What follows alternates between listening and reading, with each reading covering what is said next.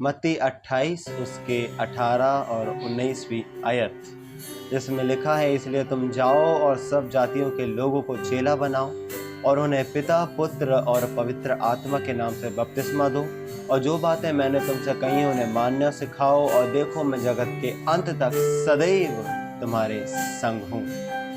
सबको जय मसीह की। मेरा नाम अभिषेक है। मैं आपका स्वागत करता हूँ Yeshua the high priest YouTube channel में। प्रियो, ये एक पहला वीडियो है जिसमें मैं गवाहियों को और परमेश्वर के कुछ वचनों को आपके साथ बांटने के लिए इस यूट्यूब चैनल की स्टार्टिंग को मैं कर रहा हूँ। मैं परमेश्वर का धन्यवाद देता हूँ क्योंकि परमेश्वर पिता की प्रेरणा से ही मैंने इस यूट्यूब चैनल को स्टार्ट किया। मेरा उद्देश्य केवल यही है प्रियो, कि ज़्यादा से ज़्यादा लोगों तक सुसमाचार तथा वचन की सेवकाई हो सके, वचन का पहुँचना हो सके। मैं चाहता हूँ कि बहुत सारे लोग इन गवाहियों के माध्यम से जो आप इस YouTube चैनल पर पाएंगे, इन वचनों के माध्यम से बहुत सारे लोग ब्लेस हो, टूटे हृदय जोड़े जाएं, हर एक दुखी मन वो संपोषित किए जाएं यीशु मसीह के नाम से। और प्रियो, मेरी ये आशा है, मेरी ये कामना है कि आप इस YouTube चैनल को बहुतायत से बढ़ाने के लिए प्रार्थना भी करेंगे।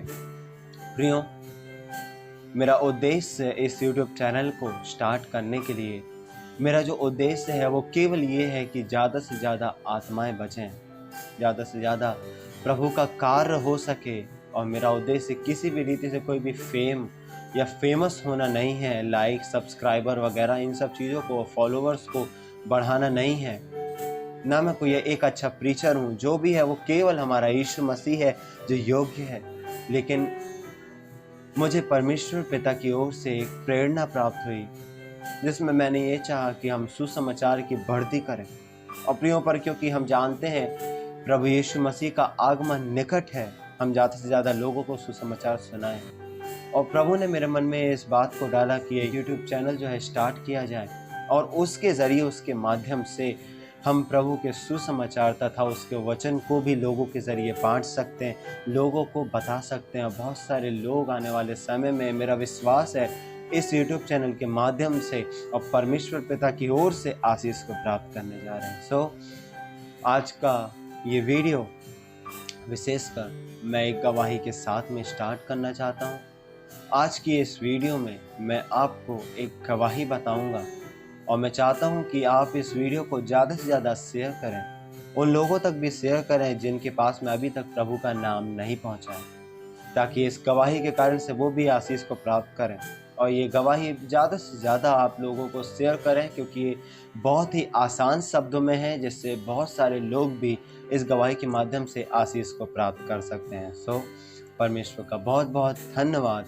हम आगे गवाही में चलते हैं। इससे पहले प्रियो कि हम गवाही को सुने, मैं अपना इंट्रोडक्शन देना चाहता हूं, और मैं जिस बैकग्राउंड से हूं मैं उसको आपके साथ में बताना चाहता हूं। मेरा नाम अभिषेक केसरवानी है। मैं एक हिंदू परिवार से हूं, और हमारे परिवार ने प्रभु यीशु मसीह को अपना उद्धारकर्ता जान के ग्रहण किया। प्रभु ने हमारे जीवन में अद्भुत काम किया, और उसी कामों का बखान करना गवाहियाँ होगी। प्रियो, मैं आपको हमारे परिवार के एक सदस्य के बारे में और उसके जीवन में प्रभु ने जो कार्य किया है आपके सामने बताना चाहता हूँ, जो कि मेरी नानी है। प्रियो, बहुत समय पहले की बात है, इससे पहले कि हम प्रभु यीशु मसीह पर विश्वास करते, हम बहुत से अनेकों जगहों पर गए, क्योंकि अब कोई आशा की किरण नहीं है, कोई उम्मीद हमारे लिए बाकी नहीं है, क्योंकि हमने दवा और दुआ दोनों का प्रयास किया। अब हमारे लिए कोई बाकी नहीं है, क्योंकि डॉक्टरों ने मना कर दिया, बोले इनके पास में कुछ ही समय है जबकि ये जीवित हैं, और यदि इनके गले में जो ये बड़ा सा फोड़ा हो रहा है, यदि ये पक गया और यदि ये अंदर फूट गया, क्योंकि इसके बाहर फूटने के चांसेस प्रियो दिखाई नहीं दे रहे थे और डॉक्टरों ने भी मना कर दिया, यदि ये फोड़ा अंदर फूट गया तो इसके अंदर के जो पॉइजन है, इसके अंदर के जो कीटाणु हैं, जो जर्म्स हैं, वो पूरे शरीर में फैलेंगे, और उसके कारण से बहुत जल्दी डेथ हो सकती है। हमें किसी भी प्रकार की उम्मीद नहीं दिख रही थी, एक आशा की किरण भी नहीं दिख रही थी, चारों तरफ अंधेरा था। लेकिन वहीं हमें मालूम पड़ा एक भाई के माध्यम से, कि प्रभु यीशु मसीह जो है वो इससे भी बड़ी बड़ी बीमारियों को, इससे भी बड़ी बड़ी समस्याओं को ठीक करने में सक्षम और सामर्थी है। Praise the Lord. और हमने विश्वास किया। पहले तो हमें विश्वास नहीं हुआ क्योंकि बहुत सारी जगह भटकने के बाद हमें निराशा प्राप्त हुई, लेकिन हमने विश्वास किया और हमने विश्वास को लेकर प्रियो हम प्रभु यीशु मसीह के पास में गए, हम चर्च भवन में गए। प्रियो मैं आपसे कहना चाहता हूँ, विश्वास करें, यीशु मसीह है जो आपकी परेशानी, आपकी समस्याओं को दूर करने में सक्षम और सामर्थी है। हमने विश्वास किया, विश्वास करके चर्च भवन में गए। और जब हम चर्च भवन में गए तो वहाँ पे हमने देखा कि एक भी क्रिश्चियन नहीं, यहाँ तक कि पास्टर भी क्रिश्चियन नहीं। हमने देखा वहाँ पे, क्योंकि हमारी मानसिकता जो शुरू से यही आती आ रही है, हम यही केवल जानते हैं कि चर्च में केवल क्रिश्चियन जाते हैं, और हम भी यही सोचते थे कि चर्च केवल क्रिश्चियनों का एक धार्मिक स्थल है। लेकिन हमारा मानसिकता और हमारा जो माइंडसेट है वो तब बदला जब हम वहाँ पे जाके देखे कि बहुत सारे गाँव से लोग आ रहे हैं लेकिन एक भी क्रिश्चियन नहीं है। हमने वहाँ पे देखा कि लोग जो हैं आते जा रहे हैं, वो गवाहियों को दे रहे हैं। जैसे मैं इस गवाही को आपको बता रहा हूँ, वैसे वो भी चर्च में खड़े होकर लोगों के सामने उन बातों को बता रहे थे जो प्रभु यीशु मसीह ने उनके जीवन में कार्य किया।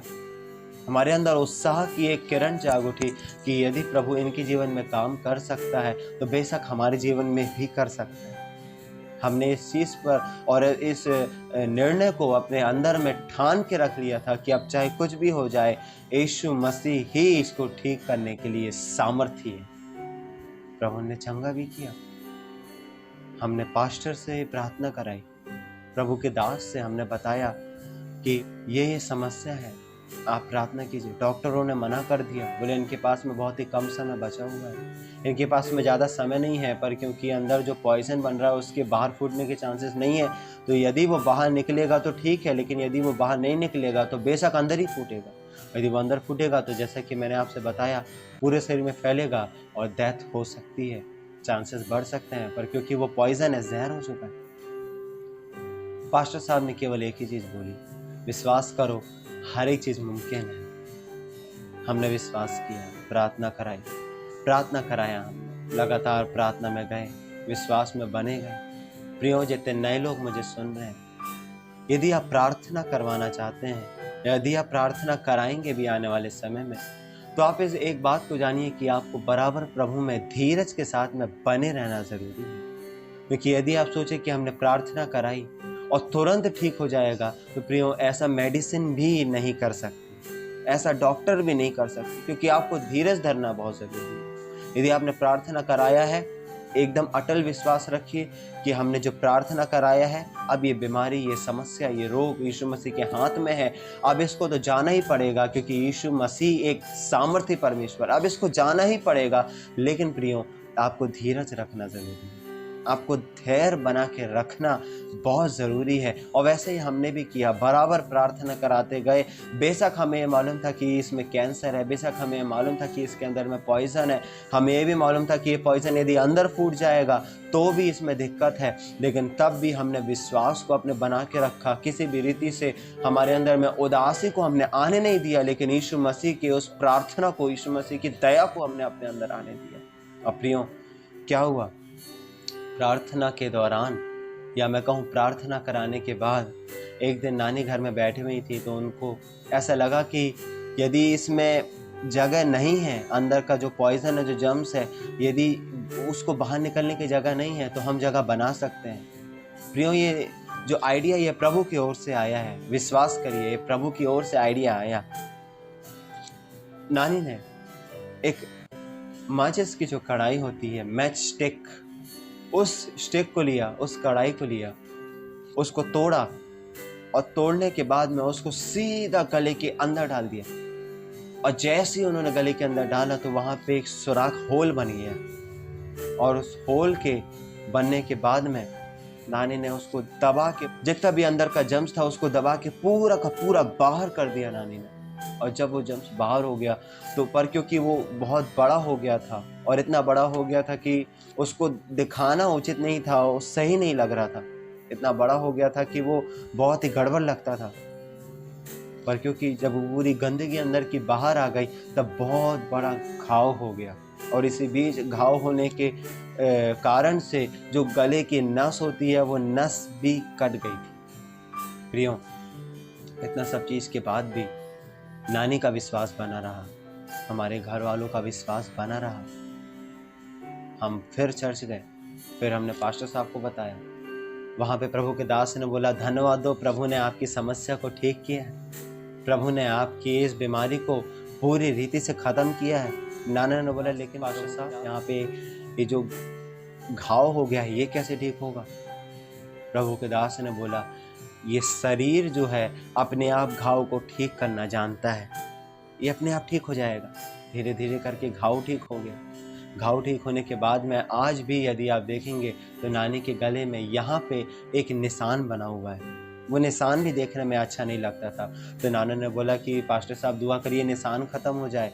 प्रभु की दास ने केवल एक बात बोली, गुप्ता इस निशान को बने रहने दे, क्योंकि ये निशान जो कोई भी देखेगा यीशु मसीह की गवाही सुनाने का कारण ये निशान बन जाएगा। क्योंकि जो कोई भी इस निशान को देखेगा वो पूछेगा ये निशान कैसा है। उसी समय प्रभु के कामों का बखान करना चालू करना उसके जीवन में भी काम होगा। प्रियो, मैं चाहता हूँ यदि आप टूटे हुए हैं, यदि आप किसी भी अपने जीवन के क्षेत्र में यदि आप देख रहे हैं कि निराशा है, यदि आपके शरीर में बीमारियां हैं, यदि आपके शरीर में यदि आप देखते हैं कि मेरे शरीर में दुर्बलताएं पाई जाती हैं, शरीर बीमारियों का घर बन गया है, यदि विपरीत परिस्थितियों से आप होकर गुजर रहे हैं, परिवार में तनाव है, टेंशन है, समस्या है, और यदि आप एक स्पिरिचुअल व्यक्ति हैं तो यदि आप आत्मिक रीति से यदि आप युद्ध को लड़ रहे हैं, यदि आप आत्मिक रीति से स्ट्रगल कर रहे हैं, मैं आपसे कहना चाहता हूँ विश्वास करिए, धीरज धरिए, क्योंकि आपके हर समस्याओं का उत्तर केवल यीशु मसीह। हम क्रिश्चियन नहीं हैं, हम हिंदू हैं। हमने किसी भी प्रकार का धर्म परिवर्तन नहीं किया, ये एक झूठा आरोप है। प्रियो, यीशु मसीह सब जाति के लोगों के लिए, हर एक लोगों के लिए आया है। वो कोई धर्म नहीं देखता, वो कोई जाति नहीं देखता, कोई पाति नहीं देखता, वो लोगों को नहीं देखता, वो विभाजित संख्याओं को किसी भी रीति से वो इन सब चीज़ों के बारे में सोचता तक नहीं है। वो केवल इतना देखता है, ये मनुष्य है, ये मेरा बेटा है, ये मेरी संतान है, इसे मेरी ज़रूरत है। हालेलुया। हम भी पहले संसारिक कामों में थे, हम भी पहले मूर्ति पूजा में थे, लेकिन प्रभु ने हमें वहाँ से निकाला, प्रभु ने अपनी उपस्थिति में लेकर आया और आज हम सेवा कर रहे हैं। प्रभु का धन्यवाद। प्रियो, ये गवाही आपको कैसा लगा है? इस गवाही के माध्यम से यदि आपने आशीष को प्राप्त की है तो बेशक आप हमें कमेंट में बता सकते हैं। साथ ही साथ मैं आपसे ये नहीं बोलूँगा कि आप इस वीडियो को लाइक करें, और मैं आपसे ये भी नहीं बोलूँगा कि आप चैनल सब्सक्राइब करें, क्योंकि मैं चाहता हूँ कि पवित्र आत्मा अपने काम को आपके जीवन में करे।